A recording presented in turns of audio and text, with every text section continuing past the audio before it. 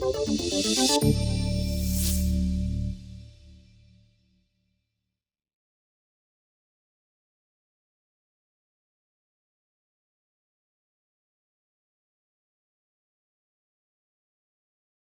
back, everyone. Hopefully you had a nice break.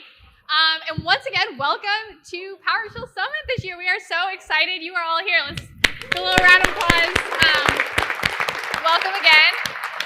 My name is Sydney. For those of you who I haven't met, I am a PM on the PowerShell team, and I am joined today by some awesome rock stars here on stage. I've got the amazing Jason Helmick,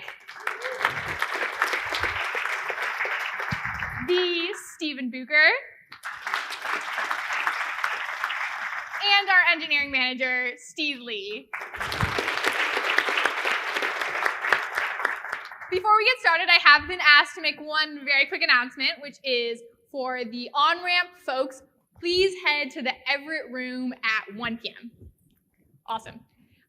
A few quick questions. I know we asked these earlier, but I couldn't really see because I was in the back of the room. So how many first-timers at the summit do we have this year? Wow, welcome. Yes, we are so excited you are here.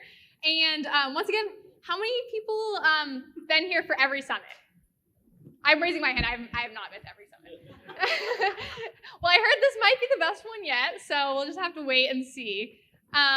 But with that, Hey, the best part is this. I do this every year. Last November, PowerShell became 16 years old. So happy birthday to PowerShell, everybody. Keep in mind that PowerShell is now legally old enough to drive a car, and I know some of you have been already programming your Cecils with PowerShell for years now. So go forth and keep going on. So it's all good. And you know what? I actually have a picture from 16 years ago when PowerShell was born. It's pretty cute, right? Yeah? Yeah?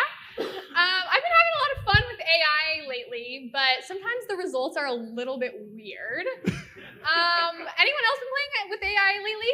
Yeah? Curious if anyone's incorporated it into their daily PowerShell workflow. Oh, a couple. A few people. Well, there's been some awesome community modules that have come out related to AI. I know Justin's in the house. He's been working on one, and Doug Fink, don't believe is here, but also has one. Steven was also around 16 years ago. Yeah, so to kind of start off, 16 years ago, the world was a messy place. There's all sorts of different technologies out there and not something to glue it around. And, well, 16 years ago, I'll be honest, I was 8 years old. So you might think that I had no idea about the mess that this was, happening, that I had no idea even what a computer was. Well, you'd be wrong, actually. So this was me in a data center long before I was, way longer than 16 years ago, but, I knew about the mess that was going on, and, I could not clean it up. But thank God, Windows PowerShell came around and was able to be the glue to bring all of these technologies together. Along came commandlets and consistency that made discoverability easy enough and create a consistent glue language that could bring all these technologies together. Oh, and that's actually, with PowerShell 1.0, in order to make PowerShell a usable tool, a tool that would grow and extend and be able to support and help you solve the problems that you need. Our tagline with PowerShell is to empower the folks in operations, right? So we want to be more successful. For that to happen, the team spent a lot of time focused on some tenets. There's a lot of background behind this, but you see it and feel it in PowerShell today. Everybody talks about it, the consistency, the security. So think about this. Every time a feature or an idea comes up and PowerShell needs to move forward, the team focuses in on these things so that the product builds and extends in a common way that we can all understand and use in our own solutions. So with Windows PowerShell, we provided you with a tool set, but alone we didn't solve any problems. You took that tool set and you brought it into the real world and you solved real challenges, but it didn't end there because when Jeffrey invented PowerShell, he also created a promise. He said, if you learned PowerShell, we will do everything we can to make it the best investment you've ever made. Now, you've probably heard this before. It's the sacred vow, and it's a really important part of PowerShell. It's been a core commitment the PowerShell team has had since the beginning. It means that PowerShell will continue to evolve with you and with the technology to keep evolving this tool set and solving new problems. And this has been really important because the world didn't stop being chaotic and messy with Windows PowerShell. No, it got a lot messier. We had the advent of the cloud and new technologies like Azure and AWS and GCP and VMware. We started developing in cross-platform environments. We were working on with Mac OS and Linux. We had the advent of DevOps, and we were working with CI/CD and with containers and new APIs. We were connecting to remote machines in all new ways and dealing with configuration management and new technologies. And so the world got a lot messier, and this called for new technology. And along came PowerShell 7, a new tool set to deal with evolving challenges in an evolving, chaotic, messy world. And that's the interesting thing, because even today with PowerShell 7, not only does the team sit around and still focus on those same tenets that made PowerShell successful originally. In other words, we still need to focus on things like security, extensibility, testability, serviceability. Everything we do needs to have an answer for all of those. So what's amazing about all of that is we still do this today, but the best part is it's not just us. Over the years, since the beginning of PowerShell, and with Jeffrey bringing it out and with the team talking about it, this is what you talk about. You come to us and tell us when we've made mistakes. You help us see clarity where we've had a few bumps in the road, and you talk to each other about, well, is that going to be consistent if you create that module? How about that? Is that secure? Is that, so you're using these same tenets, and that's what makes this ecosystem work, and that's what makes PowerShell today, PowerShell 7 today, heading in the same successful direction that Windows PowerShell did for so long. And once again, PowerShell 7 came along. We provided you with the tools, you took them into the real world, and you solved real problems with them. And then the story didn't end there because the PowerShell team remembered the sacred vow. We stayed committed to this idea, learn PowerShell, and we'll do everything we can to make it the best investment you've ever made. And this is important because the world stayed messy. It actually didn't stop there. And so now we're entering a new phase. So we're here today with PowerShell 7. We've helped clean up the mess that you can see there in that circle. And we're now on a new advent of technology, disruptive technology, and all sorts of new things that people are going to have to deal with and work with in the DevOps environment, in operations, in just the whole developer world space. And so AI has, the thing about disruptive technologies is it's going to make the world a lot messier before it makes it clean. And we know that. We've seen this happen a couple of times, and we see a bigger mess coming. But the main message is that we want to bring, we want you to be sure that PowerShell will stay consistent while looking forward to these new technologies in order to stay that glue language, that powerful language to keep these technologies working together and keep the world running. And so kind of to show up, we are pushing forward into the future with all of these new technologies, and we're very excited about the new technologies around AI and all sorts of other disruptive technologies of today. So the main message is, PowerShell is going to stay consistent moving forward, and we will continue to be forward-looking towards the next mess that is going to happen.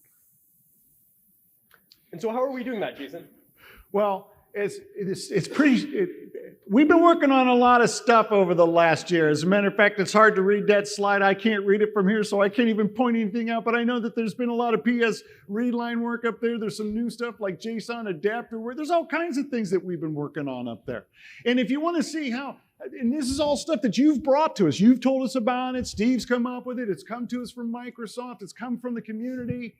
Just tons of stuff. But if you really wanted to have a detailed look at it, you can just go through our change logs. Right, Stephen? You can go through our change logs or something. We can take a look there. So before we go through there, but I wanted to highlight just our commitment to improving PowerShell. In the last year, we've had 27 different releases of PowerShell since April of last year, since last year's summit, and 8 of which are preview releases. And Jason, do you want to see some of the change logs that we're doing? I mean, I think we can. Do you guys mind if we just read through all of these? I don't think it would take too long, right? Oh, it's not done, is it? I was told we have all day, so we can just keep going. No, I'm kidding. But we really want to emphasize that we are continuing to improve PowerShell, work with the community to incorporate your guys' changes. And without you guys, I mean, if you do look closely, so many of these items have a thank you to a GitHub handle, to so many of the amazing community members that have contributed to PowerShell and helped make it what it is today. And we also want to emphasize our commitment to security, not only investing in security issues that pop up of the day, but also looking towards more, bringing more security technologies to PowerShell to help emphasize security in any form. And the PowerShell team does not do it alone. We could probably do a whole presentation of all the amazing partners that we have, but we just wanted to highlight a few. One partnership that's very important to us is our partnership with Azure. We work very closely with Azure PowerShell team, but also a lot of partners within Azure to bring together this cloud management experience. We also work closely with the .NET team. We obviously take a huge dependency on .NET and bring in .NET previews into our PowerShell preview releases. We align our release cadence with the .NET team. We work with the OpenSSH in order to bring a consistent cross-platform remoting experience to you. And similarly, we work with the VS Code team to bring a really premier, free, cross-platform editing experience for PowerShell to all of you. We'll demo this shortly, but we work with the Windows Terminal team to make the terminal cool again on Windows and have some exciting new features there. And of course, one of our biggest partnerships is with our open source community, which really has made so many improvements to PowerShell. And together, this is what makes PowerShell great. And with that comes the fun part of our presentation. It's demo time. Yes. Woo! So it's time for us to show off some of the stuff we've been working on. Let's see here. Let's start off. Can everyone see the screen okay? I can zoom in a little bit. Oh, I can't do that. Yep. Okay, there we go. So the first thing I'm going to briefly show off is PowerShell Predictive IntelliSense. We've seen this before, but we've had a number of improvements to it. But as you see here, and you'll see it throughout all of our demos, just so you don't get worried about where this is coming from. So as I start typing, you'll see the kind of grayed out prediction of what it's trying to get. So right now, you can enable this. This is in PS readline, prediction, source. Oh, this tab completion not work. Okay. Oh, okay. Well, thank you. Gosh, I am. And there it is. Predictive IntelliSense is helping me. Prediction source. There we go.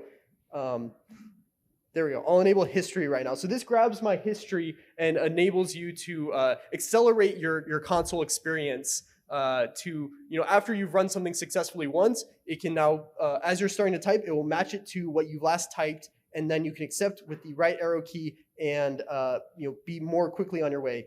As you can see, it kind of helped me remember the commandlets. Scatterbrain being up here, but I will be talking a lot more about this stuff later today in the shell enhancement sessions. I'll be diving more deeply into this as well as a number of other improvements. So be sure to check that out. I think who's next? That would be me. Hello, everyone. So as you can see, we're using Windows Terminal. Windows Terminal is fast, efficient, powerful, and productive terminal.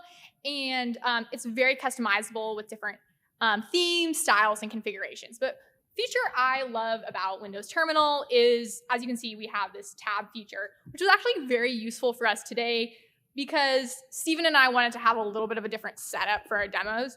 And so I'm going to just go ahead and close his tab and use my tabs. Additionally, I would love it if I lived in an all PowerShell 7 world. Reality is I don't. I use Windows PowerShell and PowerShell 7 in my daily workflow, which is really great because I can have tabs for both in my terminal. And one thing I want to show today is new error views that we introduced in PowerShell 7.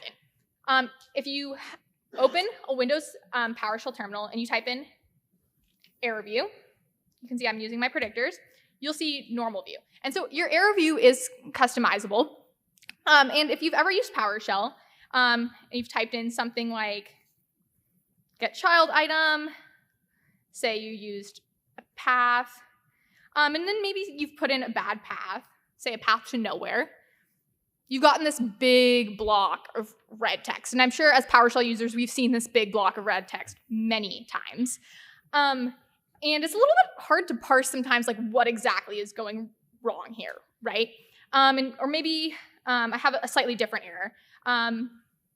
Maybe I had a little bit of a typo, didn't get my parameter name quite right. Once again, big block of red text. Or maybe I had a different type of error. I did 1 divided by 0. Once again, big block of red text. Kind of hard to see exactly what's going on. If I flip over to PowerShell 7, oh, font's a little small. Thank you. No.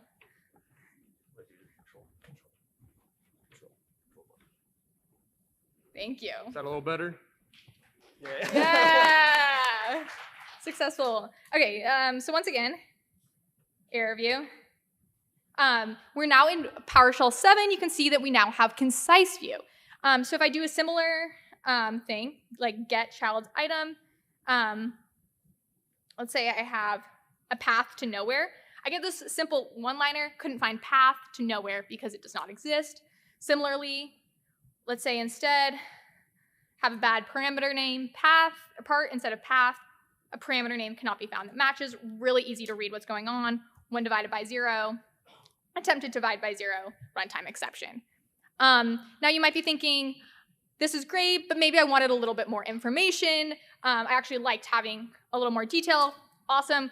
We created a commandlet that can get you more information. Get error. Gives you full list of everything that's going on. This also has a parameter, newest. So let's say I wanted my last 3 errors. It will provide them all. This new error view is especially useful, in my opinion, when you are running a script, say a script that has multiple errors. So if I run this multi-error view, you can see I got this really nice coloring, can tell me exactly what line the error was on, and can see exactly what happened, attempted to divide by 0. So that is the new error view. One other thing I wanted to demo for you today is secret management. So secret management is a module. It's available on the PowerShell gallery today, and it's an extensible module that allows you to get and set secrets from various Vault extensions using a single set of commandlets. So I already have the module installed, and one of the first things I like to do when I have a new module is run get command on it, just to see what I have available. So I'm going to run get command module Microsoft PowerShell secret management. That's the name of the module. And you can see my commandlet interface here. So you can see I can get secrets, set secrets, and I have the ability to register secret vaults. So that's the first thing I'm going to want to do. The power of secret management really comes from the Vault ecosystem. So once I have secret vaults registered, then I can go ahead and start getting and setting secrets. The first thing I'm going to do before I register a secret vault is I'm going to need to get a secret vault. And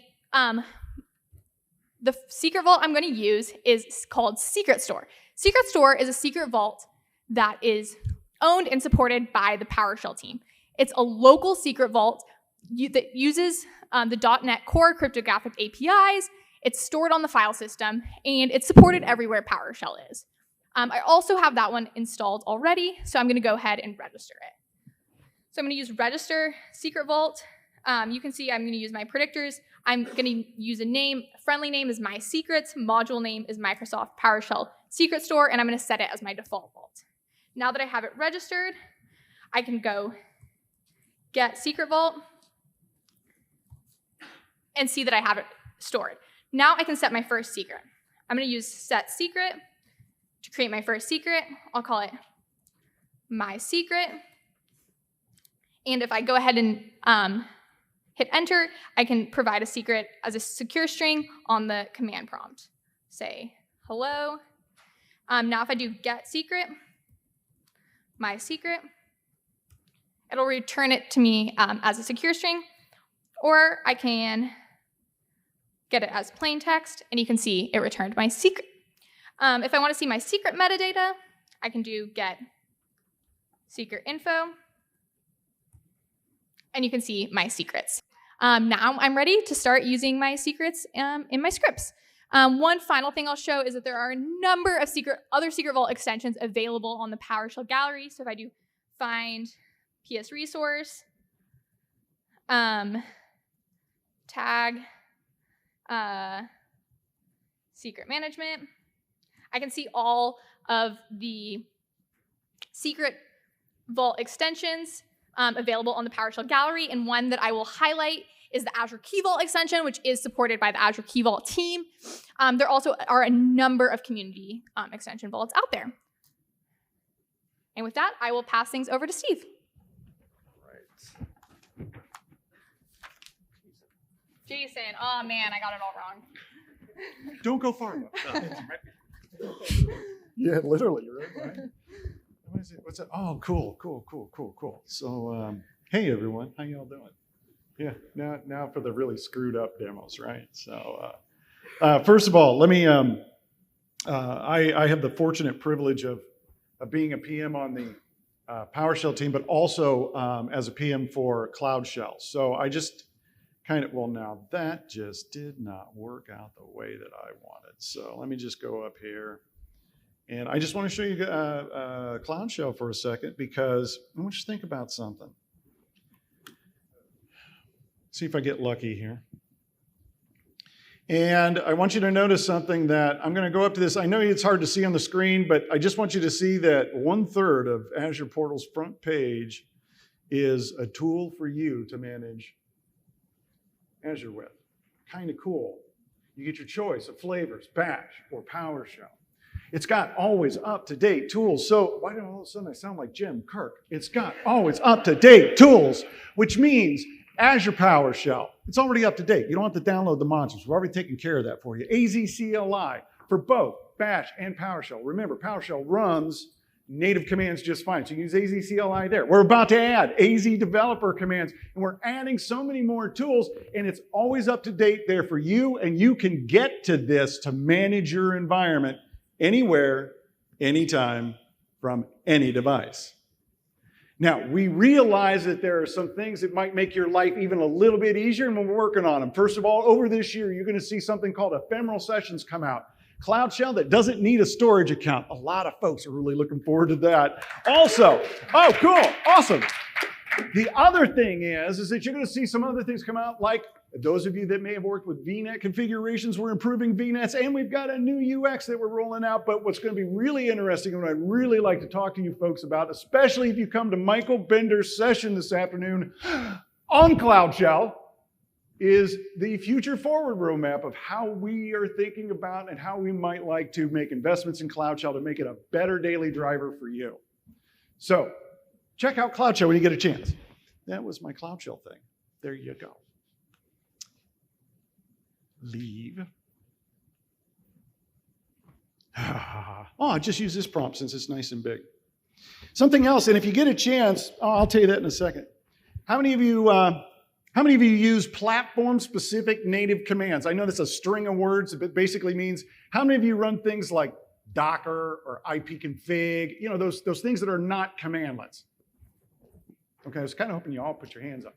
Now, here's one of the problems is when you run those commands, ipconfig, the text that comes out of here is arbitrary text. You can't do anything useful with this. In fact, if I try to go up here and go, well, let's just pipe this to select object because I want the IP4 address.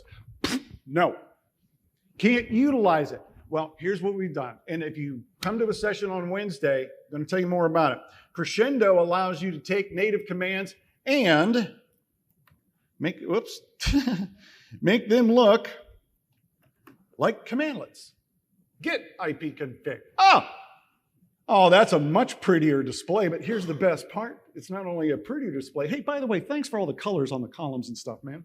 It's not only a prettier display, but the best part is I can, of course, they're objects. So you can now work with them. So on Wednesday, I got an offer for you. Come see us in Crescendo. Who's going to be here? Jim Truer, who's the engineer for Crescendo. But some of you may know Jim Truer as one of the original developers on PowerShell. So if you want to ask him anything, this is a really good time to do it while he's here on Wednesday. So check that out as well. Something else, and this is, Sean, this is your fault. It's not your fault. This is thanks to you. I can't believe that. Guys, Stephen was showing you we've got all these logs and, stuff you can check and, see what's going on and what's new. And, we ship a preview every month. Plus, we have releases every year. We've got long-term service releases, actual, releases, previews. We ship so much stuff, you might be confused. What does any of this stuff do? Well, I would encourage you to go to our documentation, which is called What's New. And of course, you can always check the change logs, but now in PowerShell, you can just type get what's new. And that will list for you. My display has exploded here, so apologies for you can't really read it there. But this is giving me a list of what's new in the current version that I'm sitting on. And I was sitting here thinking, we had written our demos out here, and I can't read a thing on this page. And I was sitting there going, how am I going to remember all of those get what's new things I was going to show you? Well, I think I want to show it to you this way. Hey, folks, if you're not using predictive IntelliSense and PS Readline, it does more for you than you think. Right now, I have no idea what I used to successfully type using, with get what's new. Well, I'm going to hit F2, and it's just going to remind me of it. So I don't even have to remember. So I'm just going to show you from here. Get what's new has a couple of options. Yes, you can specify a version parameter and tell it, show me what's new for that version. Whee! It also has a daily switch, which means it'll give you one thing from that list as a message of the day. You can shove that into your prompt, rock on, and have some fun that way. You can also go directly online, which will take you to our docs. Kind of cool? All right. And I think, one other thing I wanted to show you while I was here was, how can I show this to you? I'm just trying to think, this is, no, that's not good. I'll think of something here. No, that's not going to help. Get process. I've got to have something. Oh, this will work. So, I ran it. I didn't mean to run it, but let me show you something. And if I had a longer line, this would make sense. We've added some additional things into PS Readline that many of you may not know about. We refer to it internally as dynamic help, but essentially it means this. First of all, watch what I'm going to do. I know it's hard to see, but I'm going to put my cursor over where the commandlet is. Gee, I wish I knew what this commandlet did. Gee, I wish I knew what the parameter options were. Gee, I wish I knew how this thing worked in a pipeline. Gee, hit F1 and it'll show you. Should I do that again? Guys, you don't have to type get help and open up a separate console or go out to the web and bring up the docs. All you have to do is put your cursor on the commandlet, hit F1, boom, there's the full help documentation. It's in a separate virtual. All right, but wait. I'm going to go over here to the parameter and I'm going to hit F1 and it takes you right to the parameter help.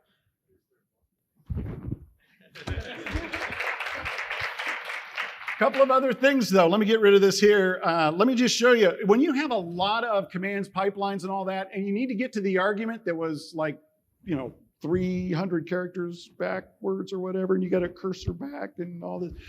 Now we give you something called Alt-A, which automatically hops to the arguments in your command so you can change them. And one of the other favorite things I have is Alt-H, which gives you that specific parameter help for pipelining, tells you what it does for pipelining. So check out the dynamic help features that we have for it. I think F1 is probably one of my favorite features of all time. And now there's one more thing I think I'm supposed to do, and I'm going to blame you, Steve. Oh, huh? How do you make that work on a Mac? Oh, Sean. Thanks for the prompt, bro. So what Sean is trying to get to is the reason I'm showing you about dynamic help right now is because we have now a new article. Thank you, Stephen. Thank you, Sean. A new article on PS Readline of how to get all of the key bindings the same from Windows to Mac. Think about this. I have muscle memory, right? Alt-A, Alt-H. When you go to Mac, you can't use Alt keys unless you modify the terminal. Well, what terminal do you use? I don't know. It's different for everyone. So, what we want you to do is this. Stephen created an article that explains for different terminals how quickly and easily you can support Alt keys on Mac and Linux, and then you can create your own bindings that are the same between cross-platform Windows and Mac so that your fingers do the right thing no matter where you are. That article, Sean? Using So Bing, Google, whatever you want to do to using PS read line key. Let's see if that gets me close enough. Oh, there it is. And so there's the article. Go out, check it out. This could make your life. It certainly made my life a lot easier. Yeah? Kind of cool? All right. I think I only have one other thing to do here, except I can't find my sheet, but it says Steve. So maybe I come back to you later. All right. Thank you. Let me just add one more thing to this last topic real quick. So due to a limitation in .NET, that's the reason why it's hard to have consistent key modifiers across Windows and non-Windows. But my understanding is that's supposed to be fixed in .NET 8, which is what PowerShell 7.4 is based on. So that should enable you to have like different alt control and different modifiers. So let me just remind myself. Oh, all right. This is the DSC one. Ignore this for now. That's a different session. Oops. All right.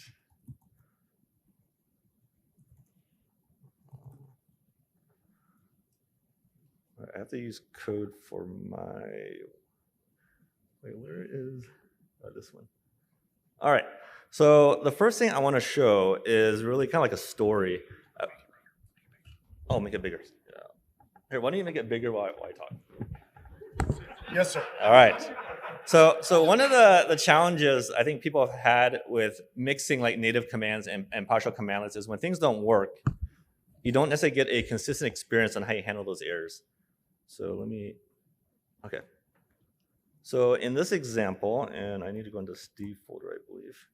So this is like just a very simple script. And it, by design, it has an error in it, right? So it's going to get command on this thing, and if I run it, this is 0. Then you'll see, you know, it's going to complain, but it actually continues to execute because it's a non-terminating error. So it's going to hit the second line, and you may or may not want that to happen. So usually what you would do is, to fix your production scripts, you really want to kind of have this error action preference stop on the top. Therefore, if anything bad happens, you're not going to continue processing and get unpredictable behavior. So in this case, if we run the second one, now if you can see the top part here, stop, it means that when this fails, is actually a terminating error. So this line 4 actually doesn't get executed. So everything's good, but now you decide that, you know what, you want to also add some native commands into your script. So here, if I run 2, then you kind of have the same problem where, or different problem where it's going to fail, but it's not failing the way you want it. Actually, do I have, let me check something real quick. This is the problem. You're reading my demo. All right, let me run that again. This is 2.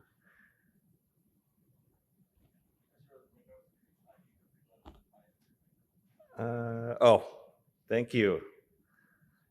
Someone fixed my script because I was developing this on a Mac. All right, now it's doing what I want, I think. Yes, so, okay, so it ran the ipconfig, which was incorrect, so it errored out, but it continued execution, right? So that's not what I want in my production scripts. I want to error early, fail fast. So the way you would do that normally in classic PowerShell is you would check last exit code. That means that every time you have a native command, you got to test the last execute. Was it 0, non-zero? And I'm not going to run this because I'm going to take up too much time here. But then the next step, the next evolution that people do is they say, all right, I have all these native commands, and so I'm going to now write this helper function that's going to take care of this. Here's an example here that I wrote. And when it's non-zero, I'm going to throw an exception. So now, you know, it kind of does what you want. So long story short, we finally fixed this with this new PS native command. Use error action preference. It's very verbose, but it describes what it does. And if you set it to true, that means that it's going to respect the error action preference. So let me run this one here. And basically, what happens is that PowerShell engine now is going to check the exit code for native commands. And again, this needs to be ipconfig for this to show correctly. So it says, you know, exit with a non-zero exit code is, in this case, it's 1. So it's going to stop execution, right? So the idea here is, if you have a large script with a mix of commandlets and native commands, you can just stick this on top. And now if a native command fails, meaning specifically non-zero exit code, there are native commands that have success with positive non-zero exit codes, then it's going to stop execution. So that's that item. God, there's so much on here. All right, I think the next thing I was going to show was really the PS style work. So you kind of saw, in fact, here's an example where there's a lot of color on the screen. And I think it's part of the theme of making the user more productive in the console. I think color and declaration can definitely help. So one of the things we added in PowerShell is this thing called PStyle. It's a built-in variable. You see there's a lot of output here. There's a couple of different things I want to quickly touch on. If you want to create a string and you want to have, let's say, part of it be a different color. So here I might say PStyle, foreground, green. Of course, I get type completion for all this. I can do hello, and then I'll do another PStyle. Let's do background. I don't know, magenta plus. I can make it italic. Oh, I didn't type text. All right. Of course, it's like now stuck in that, but I can do a PStyle reset to get back to removing all the decoration. But you can get the idea, right? You can also put this in your formatters, and that's one of the things that we did here. So if I do get module, that's too wide. Yeah, I can do get process instead.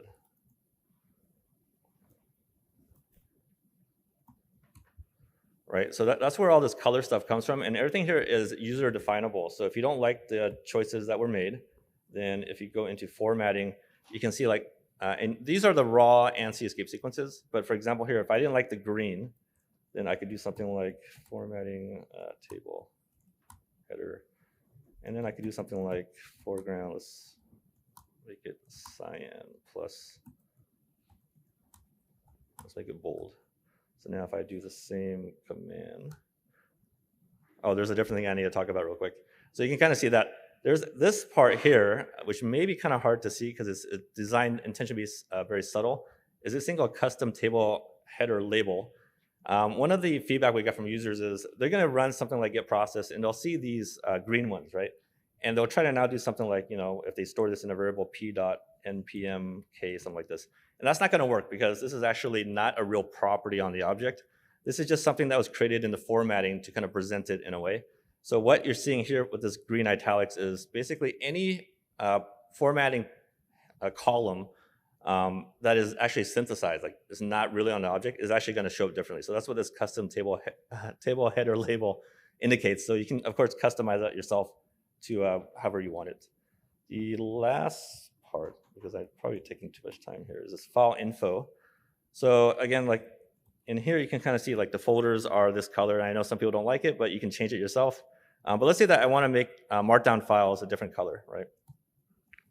So under the file info, the extension is just a hash table. So I can actually, I can do this. Oh, thank you. This is why Sean's here. He's catching all these live mistakes. All right, so you want to do the extension MD, and then again, I'm going to use a PStyle. Let's do, I don't know, what's interesting? Let's do blue, I guess. And now if I do a dir, then you can kind of see, again, you have to do like bold and all this other things to make it more brighter. But you have fully customizable. You can add your own extensions. The only other thing that worth mentioning here. By default, directories, symlinks, and executables are cut out specially because they don't have extensions. And let me just make sure that I miss. I think that was. I think we're going back to. Cool. Yeah. Back to me.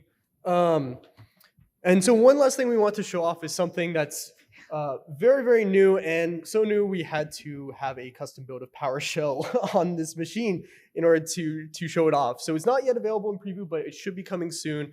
So I saw a big raise of hands. Oh yeah, thank you. Earlier about who uses native executables. And have anyone tried piping native executables to other native executables before and had that just absolutely barf at you in Windows?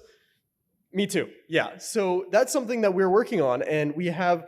Let me just double check. I am. Okay. Yeah. URI. There we go. A little bigger. Okay. So I'm just setting a variable for a URI to one of our PowerShell releases, and I want to show off how now with this new change we can now pipe native executables between each other. So I'm going to actually do this. I will use predictive IntelliSense to help me out here and get this. So previously this well, actually, let me show you it before, what it would do before. So URI, here we go here, curl. Let me do the pipe first. So if I tried doing this, if I tried curling this URL and then compressing it with tar, you'll see it just is thinking and thinking until eventually it's going to barf at me. And so, this is frustrating, especially for users who might be more familiar with these or native commands. But now if I do it here in this latest change, it just works. That's pretty awesome, right? Right? Come on. So this has been a long-standing request, and the cool thing is it also works with just normal byte streams too. So if I do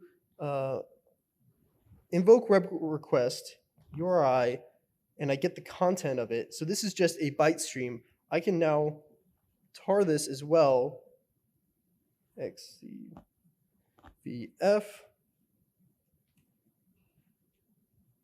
and this will work as well. So if you have PowerShell commandlets that output a byte stream and want to pipe it to native commands, that's just going to work too. And that's pretty awesome. I'm going to actually cancel this before I absolutely use up all the disk space here. But the cool thing too, this also works for redirection. So you might have seen this earlier. I will go here. So this works for redirection here. And so now I can download something with curl and redirect it to a file here pretty simply.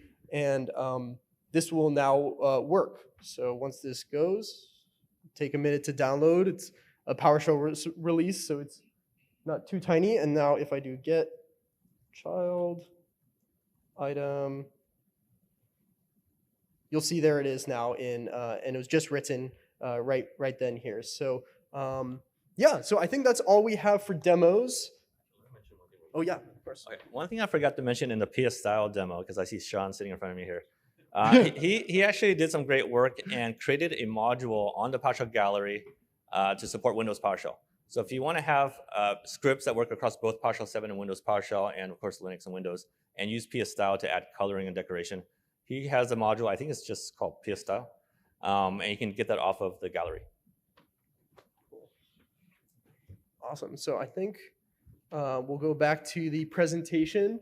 And so let's talk a little bit about what you guys have been up to, the PowerShell community. Give a reason. Has anyone contributed to the PowerShell repo in any way? Give a raise of hands. We've got a few hands here and there. Well, we have an amazing community of contributors, and we wanted to highlight that. And so first, I want to talk a little bit about PowerShell's growth. So it's a little hard to see the numbers, but we started collecting telemetry around PowerShell 7 sessions in November of 2020. And last year, in April of 2022, we had 600 million sessions running. And for that month alone. That's pretty crazy, right? Well, it didn't stop there. If we kept growing and growing throughout the remainder of 2022 until in October, we hit our first billion sessions run in a single month. We're like McDonald's, 1 billion served. Yep. Give it a shout out, come on. This is you. This is you using PowerShell. Its growth is phenomenal. This is you. It's amazing. Yeah, so it's just fantastic. The growth has just been absolutely exponential, and I'll just highlight here today. In the month of March, we had 1.3 billion sessions run, an all-time record. Just absolutely amazing. So give yourself a round of applause for just the amazing.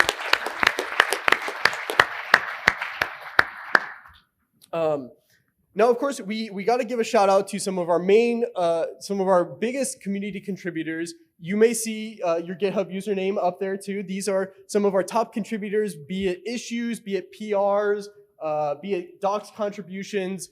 We love to see community contributions. We've been now doing a dedicated community day every Monday where we as a PowerShell team spend the whole day focused on community issues and community PRs so that we can make sure that your work is being looked at and added to PowerShell. So we wanted to just give a big shout out to our community contributors. I mean, this only encapsulates just a small fraction of the number of people who contribute to PowerShell. This last year alone, we had over 3,000 PRs since last summit. And we had over 2,000 issues submitted since last summit too. I mean, overall, we have almost over 12,000 issues that have been submitted to PowerShell and across all of our repos, which is just phenomenal. And so Pretty mind-blowing. it's pretty amazing. So Well, and as you can imagine, with all those issues coming in, we have over 100 repos that we're responsible for. That we got to keep track of the issues and all that kind of stuff. PowerShell alone, huge amounts of issues, just as Stephen was pointing out. So what happened is we get a little bit behind. It's a lot of work to go through, analyze, make sure we investigate the issues, looking at the PRs. It's not something that happens like this. You can't make decisions on this kind of important level of things that quickly, so it takes time.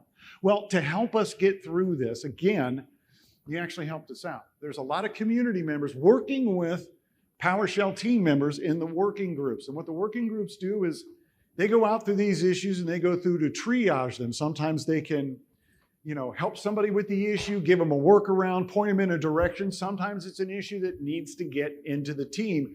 This way, because of these wonderful people, they've helped reduce what an engineer needs to look at and think about. We've been able to move more efficiently. And so I'd like to thank all of the work group members. And I would encourage you, if you'd like to become a working group member, to help us out. It's an important process to working with the community so that we can move forward. And of course, we have our PowerShell gallery, which is so important to us, our community repository. So raise your hands, who's ever used the PowerShell gallery? Yeah, and downloaded a module. And raise your hands, who's ever contributed a module? Quite a few in the room, that's amazing. Today we have over 11,000 unique packages on the PowerShell gallery and over 200,000 total packages.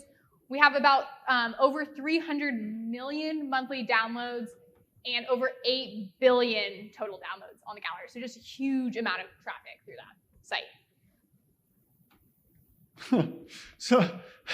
So here's the thing. The truth of the matter is this. Stephen says, I want you to talk about SSH, and I don't do SSH. Danny does SSH. And I says, well, I'll talk about SSH. And Stephen says, no, you got to talk about what's on the screen because you're not allowed to talk about anything else. And I says, well, why not? Why can't I talk about it? Because Danny doesn't trust you. So here's the deal. Over 4 million total GitHub downloads for SSH, 54,000 of them in the last version alone. And on Wednesday, you want to know more about what's going on with SSH, and you do, please go see Danny's session where he's going to go through, he's going to talk to you about all this stuff, which I'm not going to talk about because I'll screw it up. So go see Danny's session on SSH, yeah? Danny, stand up so everyone can see you. Yes, he's the tall one. So anything SSH, go find Danny. He would love to talk to you about OpenSSH stuff there. And so we have a bit of an announcement. So a while ago, we had a public dashboard where you can kind of track along some of the PowerShell usage, and it broke. Lots of backend pipelines broke. Some data things got deprecated. It was kind of a headache.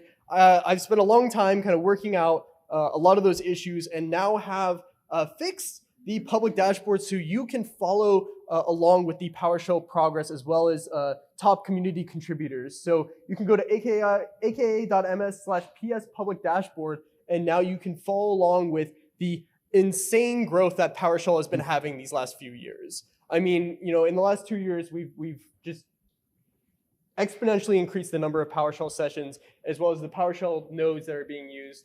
And community contributions are at an all-time high, and so we want to continue to help encourage this kind of growth, and we want you guys to have the ability to follow along with this growth with us. So feel free to check out that dashboard, and if there's anything you want to know more about PowerShell telemetry, any data you want to talk about, please feel free to talk to me. I'm very happy to talk about that sort of stuff. And we will be here all week. Yes, really, we will be here all week. And what I'm really excited about this list of sessions that we will be here for is that it will not just be your friendly PMs, but we have convinced quite a few of our lovely dev friends to join us for these sessions, which is very exciting. So today, be sure to check out Jason and Steve talking all things DSC v3 at 2 o'clock. And then not only Steven, who's amazing and wonderful. But the one and only Dongbo Yes. will also be there at 3:15 to talk about shell enhancements. Tomorrow, I will be there at 1 o'clock to talk about the VS Code extension, but I will also be joined by Andy, which is very exciting. On Wednesday, we've got, once again, Danny, woo, talking about SSH, and Jason Come see Jim Truer. and Jim Truer talking about Crescendo. And then finally, on Thursday, we have Sean talking about all things docs. So a very exciting agenda all week long. Don't hesitate to come up and talk to us all week. Yeah, please feel free to just come up and say hi, introduce yourself, and let's talk about PowerShell and how it's helping you in your work. We'd love to hear about it. And finally, a few calls to action. Yes, this is the PowerShell hero as a dog. AI generated, right? We didn't make this. Yeah. Please make it AI generated. I'd love to see all your different AI generated versions of the PowerShell hero this week. But also, thank you for attending State of the Shell today. I hope you enjoy the conference. Yeah, a few last agenda items today. Please install the latest version of PowerShell. We shipped 7.4 Preview 3 just last week. You can get it at aka.ms/getPowerShell. And please stay in touch with us. Yes, this week, come and talk to us. We're very friendly, I promise. But also beyond the conference, join us at our community call. We jump on that call the third Thursday of every month at 9:30 a.m. Pacific time. Virtually the entire PowerShell engineering team joins, as well as a number of amazing community members who come and give demos. That's the best place to get the latest announcements from the team. Also do follow along our team blog. That's where we post announcements when we release things. And feel free to follow us along on Twitter. Now, one more last thing before I can pass along to the organizers and probably release you for lunch. I think we wanted to get a selfie. Yeah. Steven? Try to do a selfie. We like to do a selfie just to show off the amazing community of PowerShell. Yeah, feel free to throw up the PowerShell. The reminder is the V goes on your left hand. That's how I remember it, Yes. but yeah. All right. Oh, come on, throw it! If you don't know how to throw it, you don't belong. Where did Jason go? He's trying to get Bill to do the hand signal. Nice. Thanks, everyone. Have a great conference.